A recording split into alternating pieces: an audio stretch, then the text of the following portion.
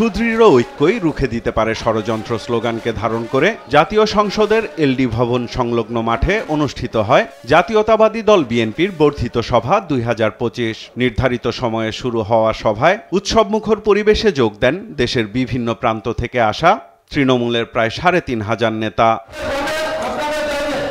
বর্ধিত সভায় প্রধান অতিথির বক্তব্যে ভিডিও বার্তা পাঠান যুক্তরাজ্যে চিকিৎসারত বিএনপি চেয়ারপারসন বেগম খালেদা জিয়া। গণতান্ত্রিক আন্দোলনের শহীদদের প্রতি এ সময় গভীর শ্রদ্ধা জানান বিএনপি চেয়ারপারসন।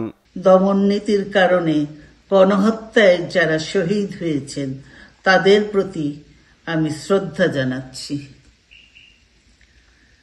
যারা আহত হয়েছেন তাদের প্রতি জানাচ্ছি আন্তরিক সমবেদনা। দেশ সংকটময় সময় অতিক্রম করছে মন্তব্য করে খালেদা জিয়া বলেন, দেশের মানুষ গণতান্ত্রিক পরিবর্তনের জন্য উন্মুখ হয়ে আছে। আপনাদের এবং ছাত্রদের সমন্বিত আন্দোলনের ফলে ফ্যাসিস্ট শাসকেরা বিদায় নিয়েছে।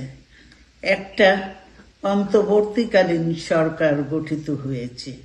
তাদের কাছে জনগণের প্রত্যাশা রাষ্ট্র মেরামতের ন্যূনতম সংস্কার দ্রুত সম্পন্ন করে গণতান্ত্রিক ব্যবস্থায় ফিরে যাওয়ার জন্য সকলের কাছে গ্রহণযোগ্য একটি নির্বাচন অনুষ্ঠান সম্পন্ন করা। ক্ষুদ্র স্বার্থ ত্যাগ করে সবাইকে দেশের স্বার্থে কাজ করার আহ্বান জানান বিএনপি চেয়ারপারসন। ষড়যন্ত্র মোকাবিলায় ঐক্য অটুট রাখার নির্দেশনাও দেন খালেদা জিয়া।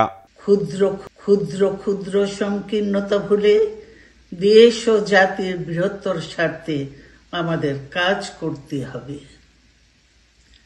এখনো ফ্যাসিস্টদের দোসররা এবং বাংলাদেশের শত্রুরা গণ অভ্যুত্থানের মাধ্যমে প্রাপ্ত অর্জনকে নস্যাৎ করার জন্য গভীর চক্রান্তে লিপ্ত রয়েছে।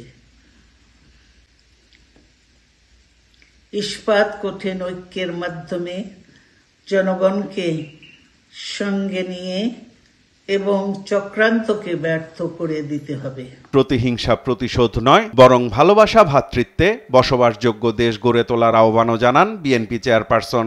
প্রতিহিংসা প্রতিশোধ নয়, পারস্পরিক ভালোবাসা ও ভ্রাতৃত্বের মাধ্যমে আমরা সকলে মিলে আমাদের প্রিয় মাতৃভূমিকে বাংলাদেশকে সত্যিকার অর্থেই একটি বাসযোগ্য উন্নত ও গণতান্ত্রিক রাষ্ট্রে পরিণত করি। সাইফুল রিপন, দেশ টিভি, ঢাকা।